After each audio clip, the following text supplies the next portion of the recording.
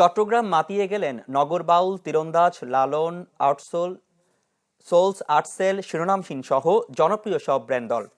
বৃহস্পতিবার রাতে M A Aziz স্টেডিয়ামে জমকালো আয়োজনে অনুষ্ঠিত হয় ডিসি পার্কের ফুল উৎসবের সমাপনী অনুষ্ঠান গালা নাইট কনসার্ট, যেখানে বাদভাঙা উচ্ছ্বাস ও হৈ হুল্লোড়ে মাতেন দর্শক শ্রোতারা।